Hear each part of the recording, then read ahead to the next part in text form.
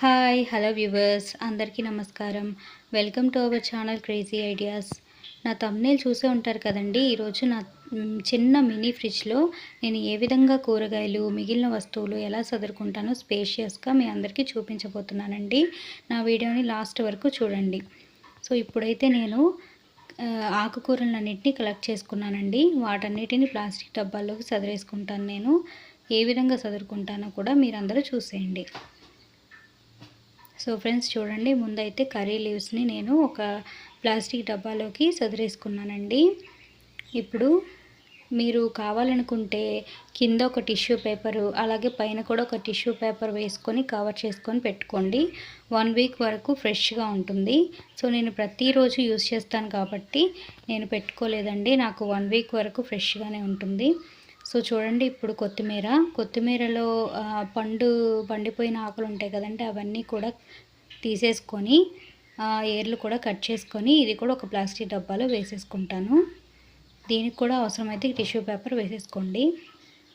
So friends, ఇప్పుడు కొత్తిమీర కూడా క్లీన్ చేసేసి ఒక డబ్బాలోకి వేసేసుకున్నానండి. ఇప్పుడు పుదీనా లీవ్స్ని కట్ చేసుకుందాము. చూడండి, పుదీనా లీవ్స్ స్టెమ్స్ పైన కొంచెం ఉంచుకొని ఏర్లు వచ్చిన తర్వాత మట్టిలో పాదుకుంటే చక్కగా గుబురుగా వస్తుందండి. నేనైతే స్టెమ్స్ కలెక్ట్ చేశానండి, చూపిస్తాను మీ అందరికీ. చూడండి, ఈ విధంగా అయితే తీసుకున్నాను. వీటిని ఏర్లు వచ్చిన తర్వాత మట్టిలో పాతుకుంటానండి. చూడండి,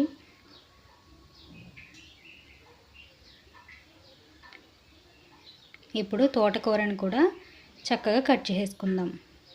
తోటకూరను కూడా ముందుగా కట్ చేసుకొని ఫ్రిడ్జ్లో పెట్టుకుంటాం వల్ల మనం వండుకునేటప్పుడు ఈజీగా తీసుకొని చక్కగా ఒక 2 సార్లు క్లీన్ చేసేసుకొని వాటర్లో మనం తొందరగా వండేసుకోవచ్చండి. లేకపోతే చాలా రిస్క్, మళ్ళీ తీసి కట్ చేసుకొని వంట చేయాలంటే కూడా లేట్ అయిపోతుంది. సో వీటన్నిటిని ఒక డబ్బాలో సెట్ చేసుకున్నానండి. ఇప్పుడు కూరగాయలను అయితే తీసుకున్నాను. కూరగాయలను కూడా ఒక క్యారీ బ్యాగ్స్లో అన్నిట్లో కూడా నేను సదిరేసుకుంటాను. అది కూడా మీకు చూపించేస్తాను చూడండి. సో చూడండి ఫ్రెండ్స్, ఇవన్నీ కూడా కవర్లో అయితే నేను సదిరేసుకున్నాను. దోసకాయలు, టమాటాలు, చిక్కుడుకాయలు, ఇంకా బెండకాయ, కాకరకాయ, నిమ్మకాయలు, బంగాళదుంప, నేరేడుకాయలు అన్నీ కూడా.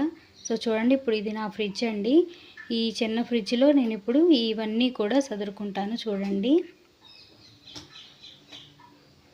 ఫ్రెండ్స్, నేనైతే ఫ్రిడ్జ్లో అన్నీ క్లీన్ చేస్తాను, తీసేసాను వేస్టేజ్ అంతా. ఇప్పుడైతే మనము కూరగాయలని సదురుకుందాం. కూరగాయల ర్యాక్ తీసుకోండి. అందులో నేను ముందుగా టమాటాలను అయితే ఒక సైడ్కి పెట్టుకుంటానండి.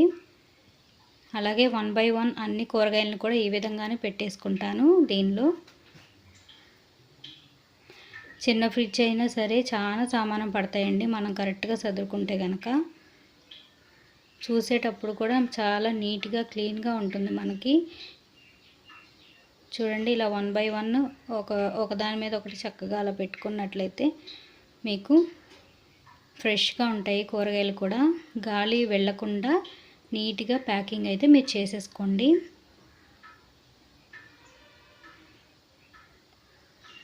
సో ఫ్రెండ్స్, ఇప్పుడు ఈ ర్యాక్లో అయిపోయింది. మిగిలిన వాటిని దానిపైన మనం సెట్ చేసుకుందామండి. దోసకాయల్ని పెట్టుకుంటున్నాను దానిపైన. నెక్స్ట్ వంకాయలు, అలాగే ఆనపకాయ అండి. దీన్ని కవర్లో పెడతలేదండి, నేను ఒక 2-3 డేస్లో వండేస్తాను, అందుకే నార్మల్గా పెట్టేసుకుంటున్నానండి. చూడండి, అన్ని కూరగాయలు పెట్టిన ఎంత స్పేషియస్గా ఉందో, నీట్గా ఉందో.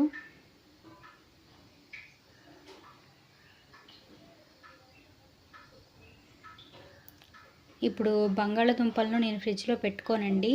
మాకు కింద ఉల్లిపాయ బుట్ట లాంటి ర్యాక్ ఇచ్చారు. సో అందులో నేనైతే ఈ బంగాళదుంపల్ని వేసేసుకుంటానండి. ఉల్లిపాయలు మాకు ట్రై ఉంది, సో ఉల్లిపాయలు ఇందులో వేయను, అందుకే బంగాళదుంపలు ఇందులో వేసుకుంటున్నానండి.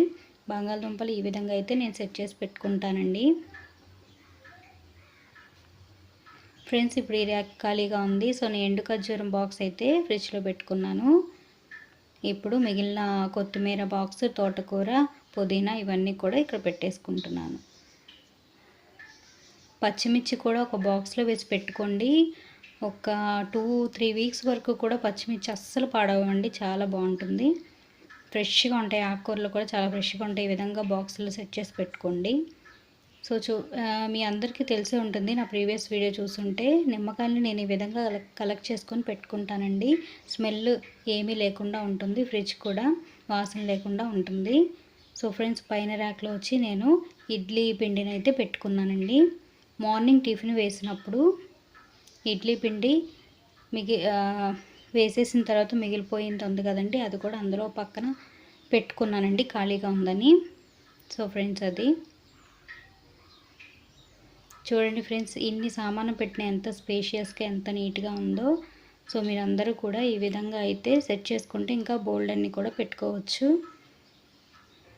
సో ఫ్రెండ్స్, ఇప్పుడు పైన ర్యాక్లో ఏం పెట్టానో చూపిస్తాను.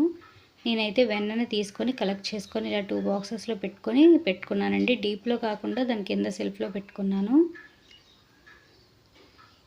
అంతేనండి, పైన అయితే చాలా క్లీన్గా ఉంటుంది. నేను ఎప్పుడు నాన్ వెజ్ తెచ్చుకున్నప్పుడు ఎప్పుడైనా పెట్టుకుంటా అండి, ఫిష్ అలాంటివి. సో ఇక్కడ ఎగ్స్ రైస్, అలాగే పచ్చళ్ళు, బాటిల్స్ అన్నీ పెట్టుకున్నానండి.